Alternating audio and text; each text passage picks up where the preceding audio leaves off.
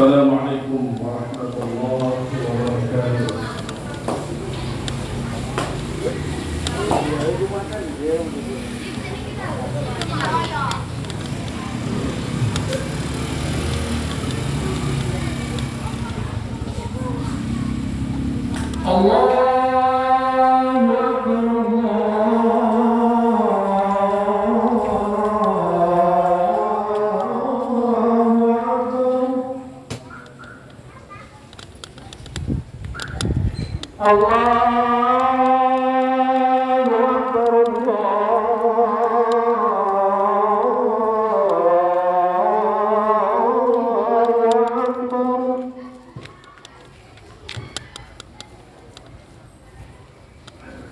Asyhadu an la ilaha illallah.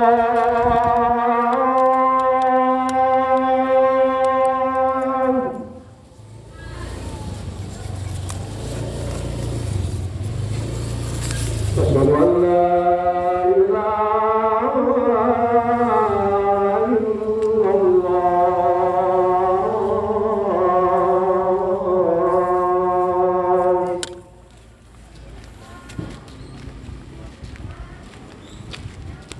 Asyhadu anna Muhammadar Rasulullah.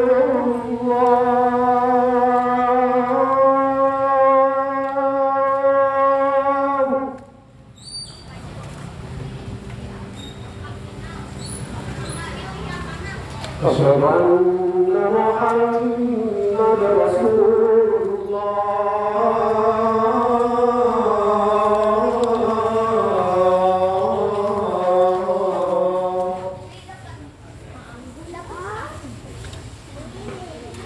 Hayya 'alas salah.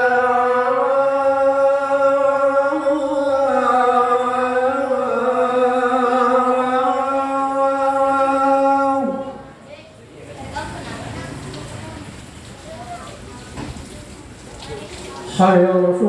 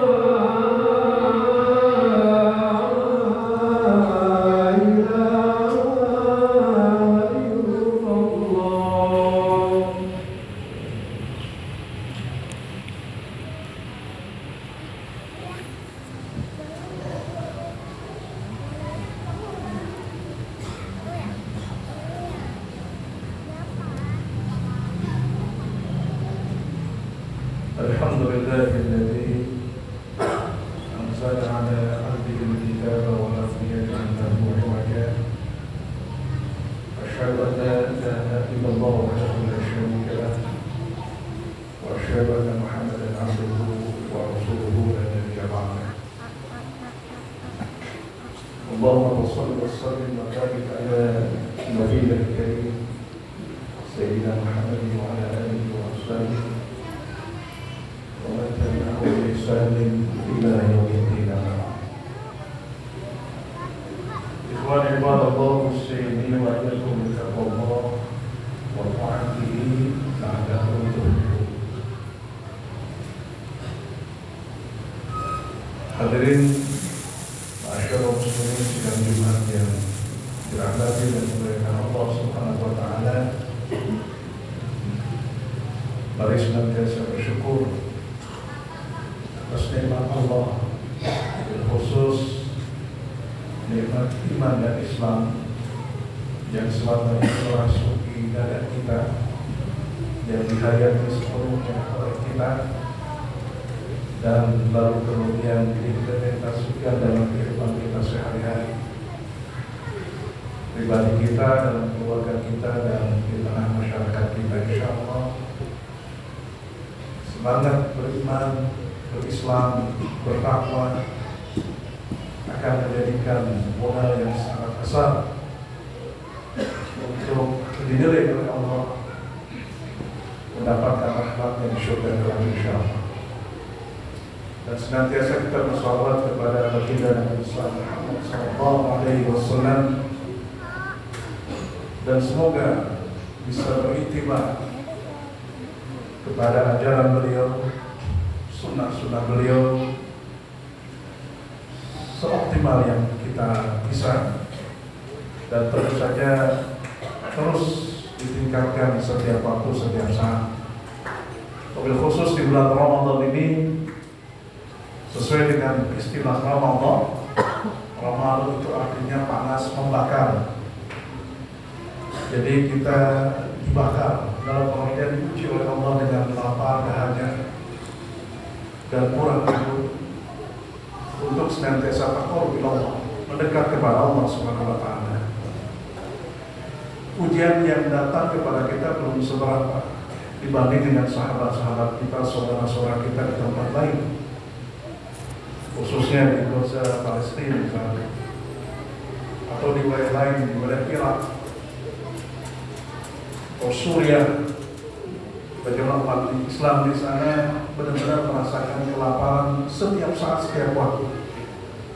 Bahkan muncul pertanyaan dari mereka kepada seorang syekh di Saudi Arabia ketika menyampaikan sebuah telaah atau ta'lim. Orang Palestina bertanya, "Wahai syekh, apakah puasa saya sah jikalau tidak ada makanan untuk berbuka dan tidak ada makanan untuk sahur?"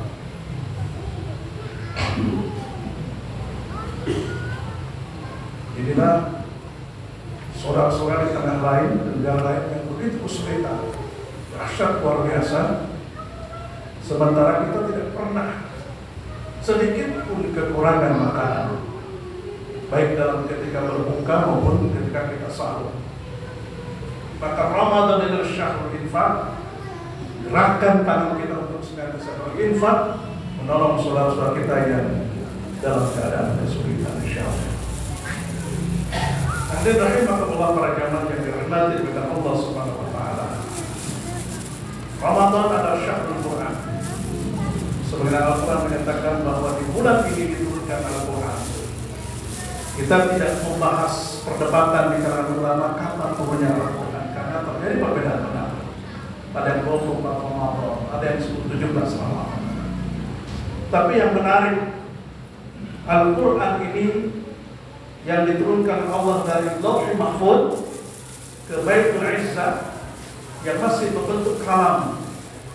Lalu di Baitul Izzah ini dirubah menjadi huruf dan tulisan, lalu diturunkan ke sana atau kepada qalbu Rasulullah SAW secara bertahap, secara gradual, secara estafet selama kurang lebih 23 tahun lamanya. Dan tiada bacaan di dunia ini yang dibaca oleh ratusan juta, bahkan mungkin miliaran manusia sebanyak Al-Quran Al-Karim, dan mereka menghatamkannya tanpa pernah bosan sedikit. Tiada bacaan di dunia yang huruf perkataannya dipelajari sedemikian rupa, yang tata cara membacanya dipelajari sedemikian rupa, panjang pendeknya, kemudian ikhfahnya, dengungnya dan sebagainya, bahkan dengan irama lagunya, kecuali Al-Quran Al-Karim. Tidak ada kitab lain yang dibaca seperti ini. Dan tiada bacaan di dunia yang dijadikan sebagai inspirasi kehidupan, banyak tulisan para ulama, kitab-kitab klasik di masa lalu tentang tafsir Al-Quran, tafsir Ibnu Abbas, tafsir Ibnu Katsir, tafsir Jalalain, atau yang sekarang kontemporer ada tafsir Al-Qasimi, Al-Kasyaf, I'tidalul Quran, dan banyak kitab tafsir, bahkan jutaan jumlahnya, tidak pernah kehilangan, bahkan tidak pernah habis-habisnya mengupas kedalaman Al-Quran yang Karim. Dan tidak ada satu bacaan yang menghasilkan inspirasi pergerakan dakwah dan perjuangan umat Islam di seluruh dunia, termasuk perlawanan kepada penjajah. Kita mengenal bagaimana di Afrika, bagaimana di daerah Asia Tengah, bagaimana di negara-negara termasuk Asia Tenggara yang menginspirasi perjuangan Kiai Ahmad Dahlan, Kiai Hasyim Asy'ari, dan di Bogor sini tokoh-tokoh lokal kita lihat misalnya itu bagus, Mama Panah bagian tengah, Kiai Haji Abdullah Bintu, yang mereka diinspirasi oleh kandungan ajaran Al-Quran khususnya terkait dengan jihad fisabilillah. Jihad rahimahullah, jadi Al-Quran itu luar biasa. Bacaan yang menggetarkan sekaligus menginspirasi setiap orang membacanya bila mentadabburnya dengan optimal. Hadirin jamaah rahimahullah. Jadi ada seorang ulama besar bernama Imam Ali As-Sabuni. Beliau menyatakan sesungguhnya isi kandungan Al-Quran ini termaktub dalam sebuah konklusi atau kesimpulan, tahriyatul ibad min ibadati ibad ila ibadati rabbil ibad, yakni membebaskan seorang hamba dari segala perbudakan hamba, hanya memfokuskan dirinya, yakni membebaskan dirinya, memerdekakan dirinya, dan hanya beribadah kepada Allah saja. Tahriyatul ibad min ibadati ibad ila ibadati rabbil ibad. Itu konklusi kesimpulan dari Al-Quran. Makanya isi kandungan Al-Quran yang pertama kali diajarkan oleh Allah kepada Rasulullah SAW, ayat-ayat yang berkaitan dengan keyakinan akidah atau tauhid. Dan dalam ketauhidan ini kita melihat keyakinan yang luar biasa. Bahkan Rasulullah SAW dengan para sahabat yang tidak gentar sedikit pun menghadapi situasi kalut dan penuh dengan coreng-moreng, penuh dengan berbagai macam kesulitan. Mereka dengan penuh kesabaran karena diilhami, diinspirasi oleh ayat-ayat Al-Quranul Karim, wahyu dari Allah Subhanahu wa Ta'ala. Dan dari situlah kita melihat bagaimana tentang tauhid saja. Mata jawaza bil 'abd hatta min ba'din Allah. Jadi segala sesuatu yang kalian istimewakan dengan cara disembah, cara ditaati, cara diikuti, ya itu yang disebut dengan tauhid, itu tidak boleh diikuti. Itu syarat. Kembalilah kalian kepada kehadiran ilahi Allah Subhanahu wa Ta'ala sebagai wujud zat yang sama. Maka kita selalu diajarkan dalam surah Al-Ikhlas, Qul huwallahu ahad, Allahus samad, dan jadi walam yulad walam yakul lahu kufuwan ahad. Demikian juga Ibnu Katsir menyatakan bahwa manusia itu semua menulis dalam diri. Dan dia katakan bahwa jangan sampai di hati kita tertulis nama-nama selain Allah Subhanahu wa Ta'ala. Jikalau ada tulisan sesuatu yang selain nama Allah dalam kalbu kita, bahwa sanad, maka itu adalah berhala. Jadi ternyata mungkin di tengah-tengah kita masih banyak berhala di batinnya kita, karena masih ada nama-nama lain, masih berharapan kepada sesama makhluk, bukan hanya totalitas Allah, hanya kepada Allah saja. Ini ajaran tauhid yang luar biasa menggetarkan musuh-musuh Islam. Sudah banyak pakar-pakar barat yang menyatakan umat Islam harus dijauhkan dari Al-Quran. Kenapa? Karena sekalinya mereka bergandengkan, terinspirasi, diilhami, dipelajari Al-Quran ini menjadi semacam energi kehidupan, maka mereka akan mengalami kemajuan yang sangat dahsyat, luar biasa, mengalahkan negeri-negeri besar, negeri-negeri kuat yang ada di dunia ini. Dan ini bisa dibuktikan. Kemudian isi kandungan Al-Quran terkait Amsal, juga terkait masalah qasasul anbiya, dan masalah-masalah yang terkait dengan kehidupan kita, masalah-masalah keilmuan, pengetahuan dan teknologi. Betul banyak para pakar sains di dunia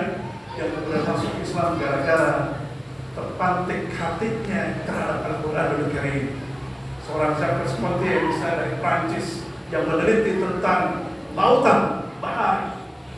Bagaimana kemudian dia menyatakan satu kali bahwa bila ada dua lautan ketemu antara lautan panas dan lautan dingin tidak akan bertemu, seperti ada dinding yang membatasi. Ternyata kemudian dia terketuk hatinya oleh seorang ulama dari Mesir yang menyatakan bahwa penemuan ilmiah yang ditemukan oleh Pontius tadi itu sesuai dengan Al-Quran surat Ar-Rahman. Marajat bahrain yaltaqiyani bainahuma barzakh la yabghiyan. Jadi dia katakan bahwa bila mana dua lautan ketemu, antara lautan panas, lautan dingin, atau lautan mungkin lautan es, lautan yang berada di daerah tropis dengan lautan di daerah salju atau dingin, itu seperti ada dinding yang membatasi. Dan itu mereka terpisah ketika ikan daerah panas akan berbalik arah lagi ke daerah panas, ikan di daerah dingin tetap akan mereka berenang di daerah dingin, tidak akan masuk lagi pada dinding membatasi. Akhirnya seorang Pontius ini menjadi seorang Muslim.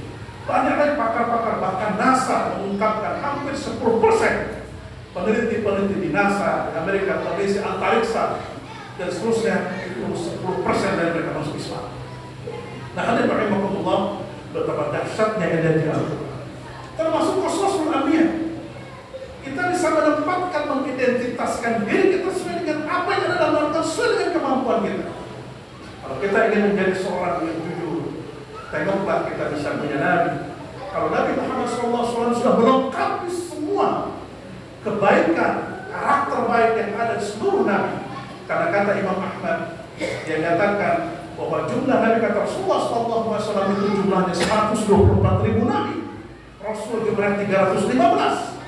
Dan hanya wajib diketahui kaum muslimin hanya 25 Nabi saja. Dan di antara 25 Nabi itu ada 5 Nabi yang disebut dengan ulul azmi.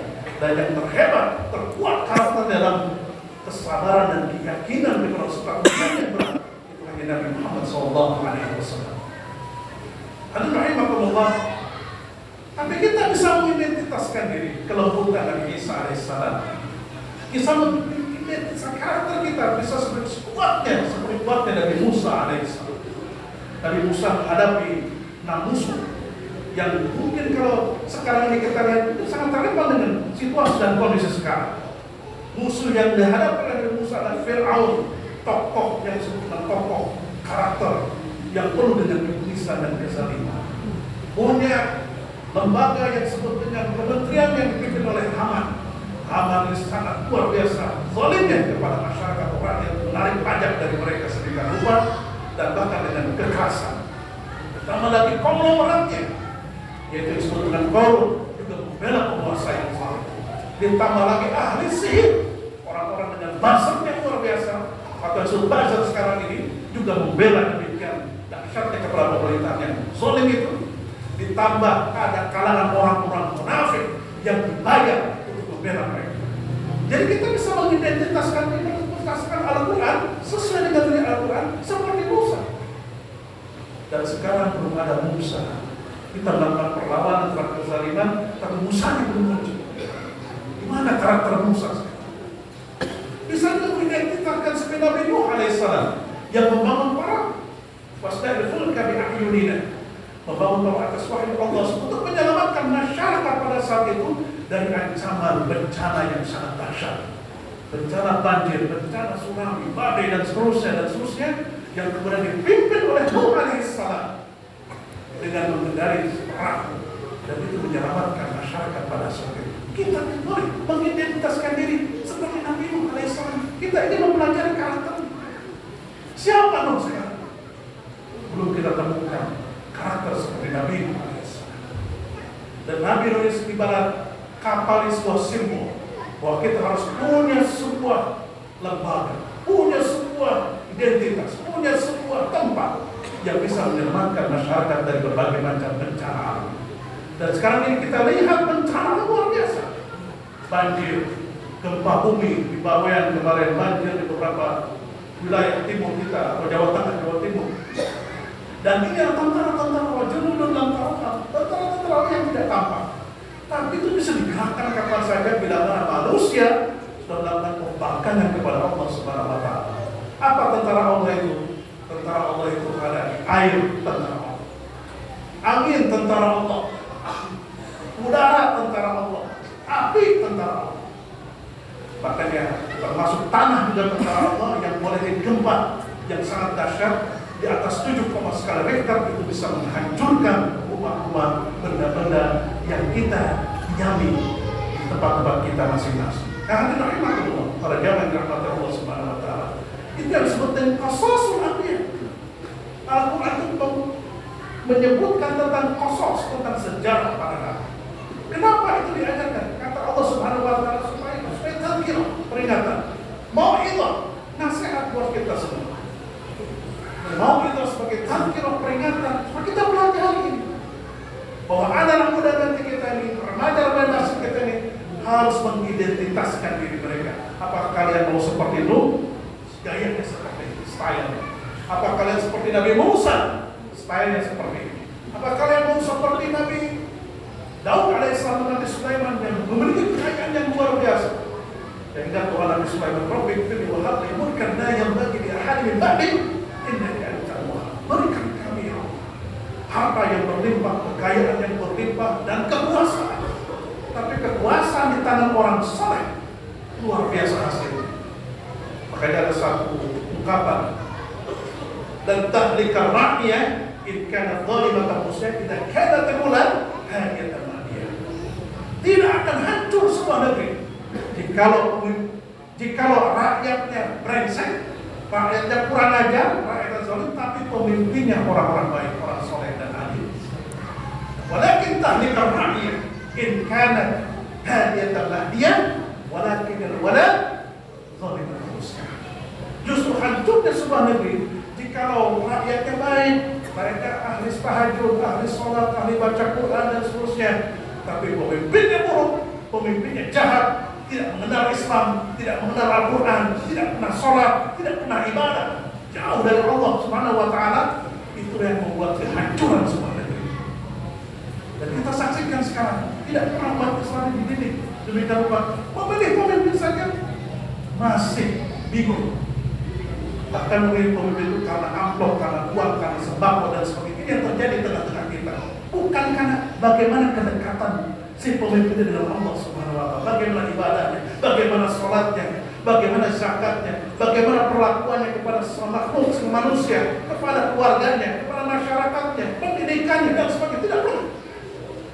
Jadi kita ini pragmatis dan sangat populis.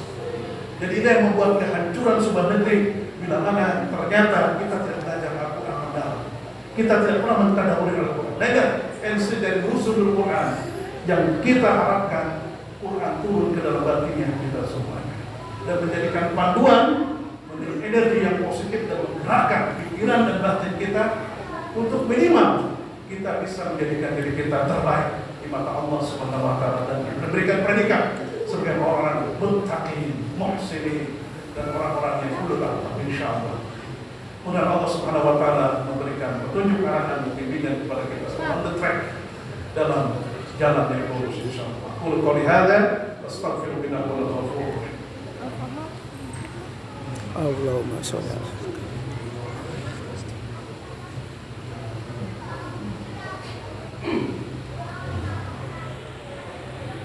Alhamdulillah wa syukurillah wassalatu wassalamu ala rasulillah wa ala alihi wa sahbihi wa mawala wa la hawla wa la quwwata illa billah wa asyhadu an la ilaha illallah wahdahu la syarika lah wa asyhadu anna Muhammadan abduhu wa rasuluhu la nabiyya ba'dahu. Allahumma shalli ala sayyidina wa habibina wa syafi'ina wa maulana Muhammad sallallahu alaihi wasallam wa ala man ittaba'a hudahu. Ya ayuhan nas ittaqullaha haqqa tuqatih wa la tamutunna illa wa antum muslimun. Innallaha wa malaikatahu yusalluna 'alan nabi ya ayyuhalladzina amanu shallu 'alaihi wa sallimu taslima. Mari kita berdoa. Doakan saudara kita yang mengikuti dengan ujian dan kita senantiasa bila Muhammad sallallahu alaihi wasallam. Allahumma shalli ala Muhammad sallallahu alaihi wasallam. Kulli subhanahu wa ta'ala. Amin.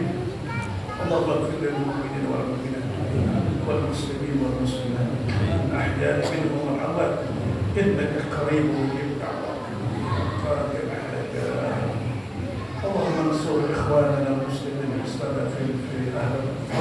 Palestina ya Allah.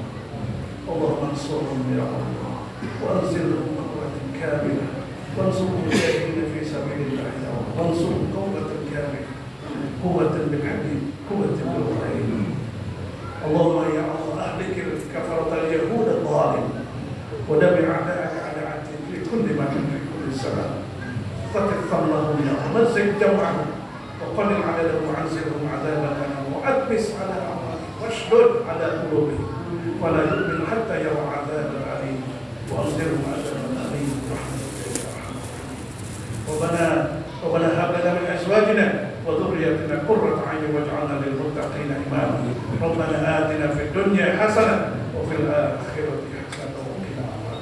عباد الله إن الله يأمركم بالعدل والإحسان وإيتاء ذي القربى وينهى عن الفحشاء والمنكر يعظكم لعلكم تذكرون ولذكر الله أكبر.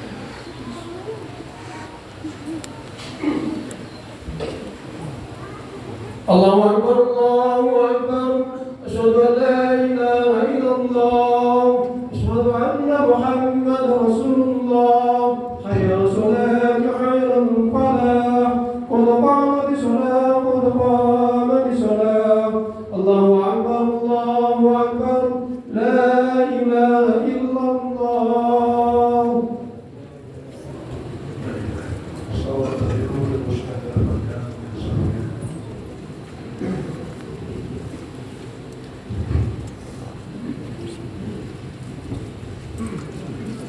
الله أكبر.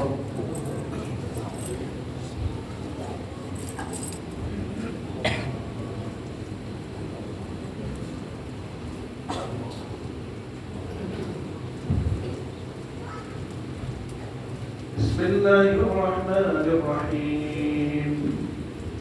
الحمد لله رب العالمين الرحمن الرحيم مالك يوم الدين. إياك نعبد وإياك نستعين. اهدنا الصراط المستقيم صراط الذين أنعمت عليهم غير المغضوب عليهم ولا الضالين.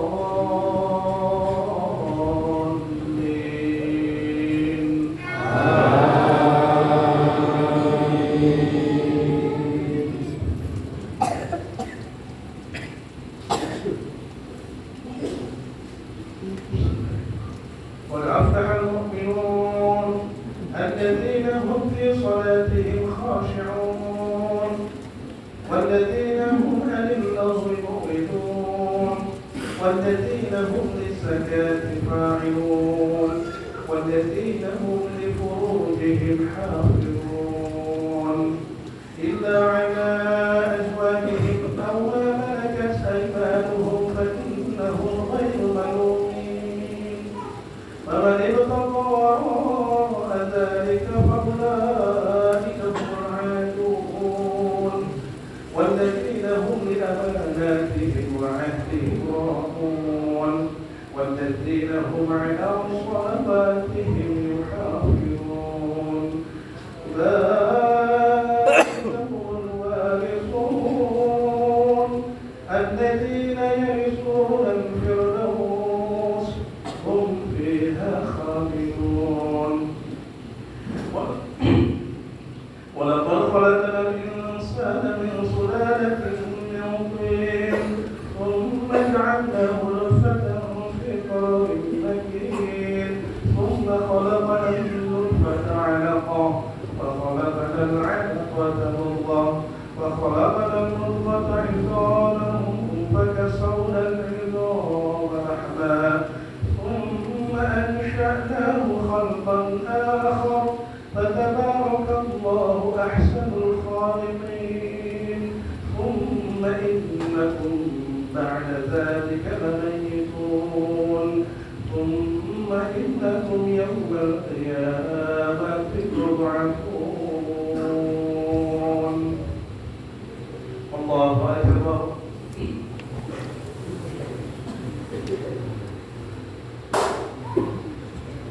سمع الله لمن حمده.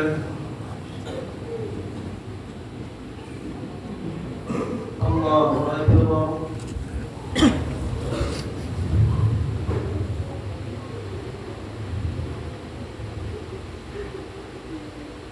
الله أكبر.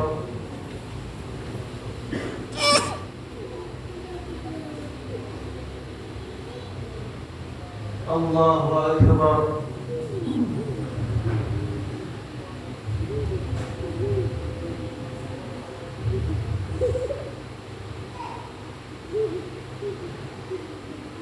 الله أكبر.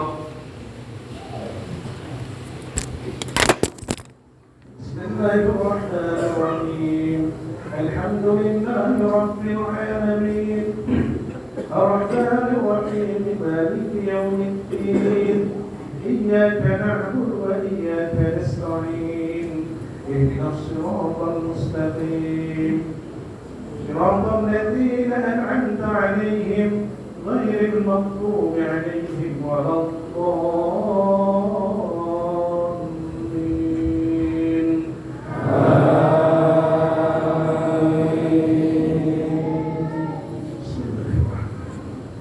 إنا أنزلناه في ليلة القدر وما أدراك ما ليلة القدر ليلة القدر خير من 1000 شهر تنزل الملائكة والروح فيها بإذن ربهم من كل أمر سلام هي حتى مطلع الفجر.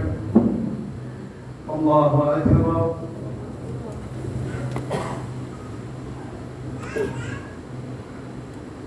سمع الله لمن حمده. الله أكبر.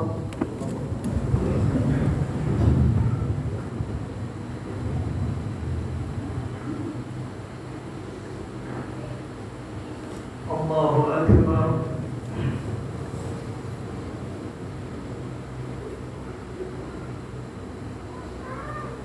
الله أكبر.